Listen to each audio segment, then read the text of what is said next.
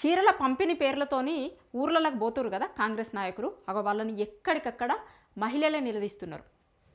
నిన్న చూసినాం మనం దామోదర్ రాజనరసింహ నియోజకవర్గంలో ఏం జరిగింది, ఎట్లా జరిగింది చూసినాం కదా. చీరల పంపిణీ కోసమని పోతే దామోదర్ రాజనరసింహ గారి నియోజకవర్గంలో అందరూ ఆపిరు. ఎప్పుడో ఇస్తామన్న చీరలు ఇప్పుడు ఇస్తారు, మళ్ళీ ఒకటే చీర ఇస్తారు, 2 చీరలు అని చెప్పి. అదే కాకపోగా అసలు చీరలు ఎవరు అడిగిరు మిమ్మల్ని? మీరు ఇస్తామన్న పథకాలేవి, గ్యారంటీలేవి, ఏం చేసిరు? 2.5 ఏండ్లైంది, 3 ఏండ్లు అవటానికి వస్తుంది. ఇస్తామన్న ఏవి? ఇంకెన్నడిస్తారు? మా మహిళలకే కదా మీరు ఇస్తామని చెప్పిర్రు. ఓట్లు అడగటానికి మా ఇంటికి వచ్చినప్పుడు మహిళలకు ఏమి ఇస్తామని చెప్పిర్రు. ఇయ్యాల ట్రాక్ ఏమి ఇచ్చిర్రు? గి చీరల మేము అడిగింది. మాకు ఇస్తామన్న 2500 ఏవి? మాకు ఇస్తామన్న గ్యాస్ సబ్సిడీ ఏది? మాకు ఇస్తామన్న పెన్షన్లు ఏవి? మాకు ఇస్తామన్న తులం బంగారం ఏది? అసలు ఏం చేశారు మీరు మహిళల కోసమని? మీ కాంగ్రెస్ పార్టీ అధికారంలోకి రావడానికి మహిళలందరమే కదా ఓట్లు వేస్తే మీరు అధికారంలోకి వచ్చిర్రు. ఇయ్యాల మా మహిళల్ని మోసం చేస్తారా? మాకు ఎన్నికల ముందు ఇంటింటికి వచ్చి గ్యారంటీ కార్డులు ఇచ్చి, ఇగో ఈ గ్యారంటీ కార్డు మీ దగ్గర పెట్టుకోర్రి, 100 రోజులల్లా మేము ఈ హామీలను అమలు చేయకపోతే గనక మళ్ళీ 100 రోజుల తర్వాత మీ ఇంటి ముంగరికి ఎవరన్నా కాంగ్రెస్ నాయకులు వస్తే ఇగో ఇది అడుగుర్రి, ఈ కార్డు బయటకు తీసుకొని వచ్చి ఇగో ఇవి ఇస్తాము అన్నారు కదా, 100 రోజులు అయిపోయింది, ఏం చేసిర్రు అని అడుగుర్రి, జాగ్రత్తగా దాచిపెట్టుకోర్రి. ఇగో ఇది చెప్పిర్రు కాంగ్రెస్ పార్టీ నాయకులు ఎన్నికలకు ముందు. 100 రోజులు అయిపోయింది, గ్యారంటీ కార్డులు ఇండ్లలోనే ఉన్నాయి, కానీ వాళ్ళ ఇంటి ముందుకు పోయే నాయకులు లేరు. ఎందుకంటే పోతే అడుగుతారు కదా. ఎన్నికల ముందు వాళ్ళని మంచిగా దాచిపెట్టుకోర్రి, జాగ్రత్తగా భద్రంగా పెట్టుకోర్రి అల్మారీలల్లా అని చెప్పారు. పెట్టుకున్నారు గట్లనే. ఎందుకంటే రాజకీయ నాయకులు ఇవాళ మాట ఇస్తారు, రేపు పొద్దున తప్పుతారని వాళ్ళకు కూడా తెలుసు ఎట్లుంటారు అనేది. అందుకోసమే జాగ్రత్తగా పెట్టుకున్నారు. 100 రోజులు అయిన తర్వాత ఇవ్వకపోతే మేము అడుగుతాము అని. ఇక గతంలో చాలా సందర్భాలలో అడుగుతామని చూసిరు, కానీ ఎక్కడ పెద్ద నాయకులు చూస్తున్నాం కదా మనం. ఇప్పుడు ఎమ్మెల్యే స్థాయి లాంటి వాళ్ళు నాయకులు కూడా ఊర్లలోకి పోయి ఉండాలి అంటే నియోజకవర్గంలో పోతురు, ఏదైనా ప్రోగ్రామ్ ఉంటే పోతురట, మళ్ళీ సాయంత్రానికి రిటర్న్ వస్తురు. ఎందుకంటే అడుగుతారు, ఎక్కడ అడుగుతారో జనాలు అని. దానికోసం ఎక్కడ ఉండేది లేదు, పోతున్నారు, సాయంత్రానికి రిటర్న్ వచ్చేస్తున్నారు. ఇంకా మొన్న చీరల పంపిణీ అని పెట్టి, ఇప్పుడు మొన్న అంతకుముందే స్టార్ట్ చేసింది ఇది, కానీ మధ్యలో సర్పంచ్ ఎన్నికలు వచ్చినాయి కదా, అందుకోసం ఇయ్యలే ఆ చీరలు. ఇప్పుడు మళ్ళీ చీరల పంపిణీ అని ముందటేసుకున్నారు. ఎందుకు? ఇప్పుడు మున్సిపల్ ఎన్నికలు వస్తున్నాయి కదా. మున్సిపల్ ఎన్నికలది ఇక షెడ్యూల్ వస్తుంది. దానికంటే ముందు, ఇప్పుడు మున్సిపల్ ఎన్నికల కంటే ముందు చీరలు పంచుతారు. పంచితే జనాలు ఏమంటారు? ఈ చీరలు కాదు మేము అడిగింది, మాకు ఇస్తామన్న పథకాలేవి, మాకు ఇస్తామన్న హామీలేవి, అసలు ఏం చేసిర్రు మీరు, ఎందుకు వచ్చిర్రు మళ్ళీ ఇయ్యాల మా దగ్గరికి అని అడుగుతున్నారు. ఒకసారి వీడియో కూడా చూపిస్తాను, నేను చెప్పుడు కాదు, వీడియో కూడా చూపిస్తా. ఇది డిప్యూటీ సీఎం బట్టి విక్రమార్క గారిని నిలదీస్తున్న మహిళలు వీళ్ళందరూ ఉన్నారు కదా. వీళ్ళు ఎవరిని అడుగుతున్నారు అంటే డిప్యూటీ సీఎం బట్టి విక్రమార్క గారిని. నిన్న దామోదర్ రాజనరసింహ గారిది అయింది, ఇవాళ డిప్యూటీ సీఎంని అడుగుతున్నారు. 2 వీడియోలు ఉన్నాయి, 2 చూపిస్తాను నేను మీకు.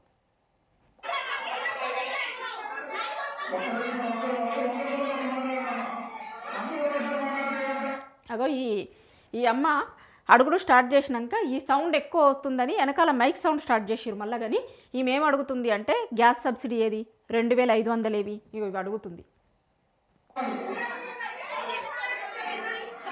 ఇందిరమ్మ ఇండ్లేవి,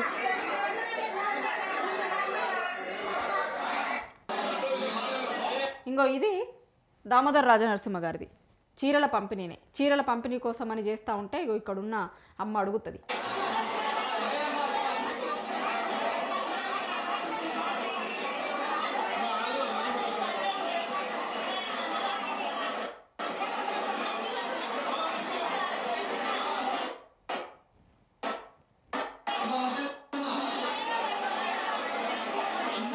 మొత్తం మహిళల్ని కూర్చోబెట్టి చీరల పంపిణీ చేయడానికి పోయి చీర ఇయ్యబోతే ఆమె నాకు వద్దు అంటది.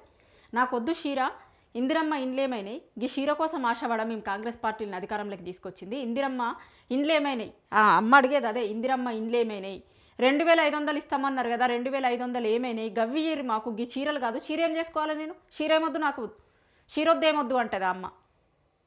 ఇది నిన్న. ఇయ్యాల బట్టి విక్రమార్క గారిది మంత్రులకి డిప్యూటీ సీఎంకే మహిళలు అడుగుతున్నారు. ఇక ఒక్కసారి మహిళలు అడగడం మాట్లాడడం స్టార్ట్ చేసిరంటే మిగతా నియోజకవర్గాలలో కూడా సేమ్ ఉంటుంది.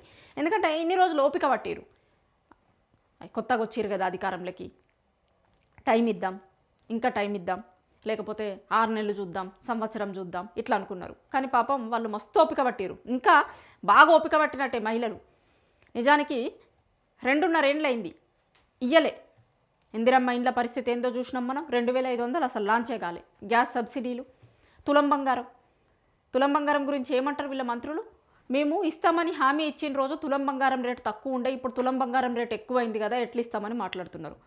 గట్లుంటుందా? నేను హామీ ఇచ్చిన రోజు వేరే లెక్క ఉంది, ఇయ్యాల పెరిగింది కాబట్టి ఇయ్యము అని అంటే నడుస్తుందా?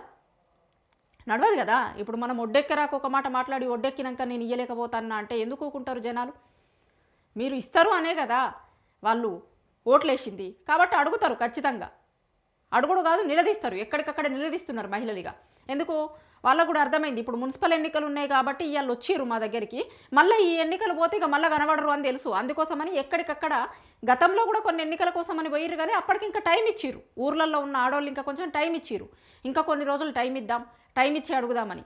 ఇక టైం అయిపోయింది, అంత అయిపోయింది, మీరు ఇచ్చేటట్లు లేరు అనే క్లారిటీకి జనాలు వచ్చిర్రు. ఇక ఎందుకంటే ప్రతి ఒక్క దానికి ఒక్కొక్క రీజన్ చెప్తారు కదా. ఇక క్లారిటీకి వచ్చినటువంటి నాయకులు ఎవరు ఉంటారో వాళ్ళ పార్టీ ఎమ్మెల్యేలు, ఎంపీలు, లేకపోతే మంత్రులు ఇట్లా వస్తే ఎక్కడికక్కడ నిలదీస్తున్నారు మహిళలందరూ. దేనికోసం? మాకు ఇస్తామన్నది ఏంది? మేమేం కొత్తగా అడుగుతలేం. కొత్తగా మీకేదో మీరు చేస్తామన్నవి మొత్తం చేసిన తర్వాత మాకు ఇంకేదో కావాలి అని అడుగుతలేం. మీరు ఇస్తాము అని మా ఇంటింటికి తిరిగి మీరు ఇస్తాము అని ఏవైతే చెప్పిర్రో అగో గవ్విట్లనే మీరు ఇయ్యిరి అని మేము అడుగుతున్నాం. ఇందిరమ్మ ఇండ్లేది, 2500 ఏవి, తులం బంగారం ఏది, ఇగో గివ్వియ్యిర్రు ముందుగాని. ఈ చీరలతో మాకేం పని, చీరలొద్దు ఏమొద్దు మాకు, అగో ఆ ఇస్తాము అన్న పథకాలు ఇయ్యిర్రి, మీరు చేస్తాము అన్న పనుల్ని చెయ్యిర్రి అని ఎక్కడికక్కడ మహిళలు నిలదీస్తున్నారు. ఇంకా ఈ నిలదీతలు స్టార్ట్ అయినాయి ఇప్పుడు. ఇక మహిళలతో ఒక్కరితోని ఆగుతుందన్న లెక్క కనిపిస్తలేదు. ఎందుకంటే మహిళలు, రైతులు, నిరుద్యోగులు వీళ్ళు ముగ్గురు మెయిన్ కాంగ్రెస్ పార్టీ అధికారంలోకి రావడానికి వీళ్ళకి ఇచ్చినటువంటి హామీలు వీళ్ళు నమ్మిర్రు. ఆ రోజు కాంగ్రెస్ పార్టీని మార్పు తీసుకొస్తామంటే ఏదో మార్పు తీసుకొస్తాము అనుకున్నారు, వస్తుంది అనుకున్నారు. కానీ ఇలా మార్పు ఏం లేదు, ఇంకా ఉన్నదానికంటే అధ్వానంగా పోయింది తప్ప ఇంకేం మార్పు కనిపిస్తలేదని ఇక రియలైజ్ అయ్యి ఇక మహిళలందరూ కూడా ఎక్కడికక్కడ నిలదీస్తున్నారు. ఆ కార్యక్రమం స్టార్ట్ అయింది ఇప్పుడు తెలంగాణలో. ఎక్కడికక్కడ కాంగ్రెస్ నాయకులని, మంత్రులని నిలదీసే కార్యక్రమాలు, మహిళలు నిలదీసేటువంటి కార్యక్రమాలు షురూ అయినాయి ఇక తెలంగాణలో.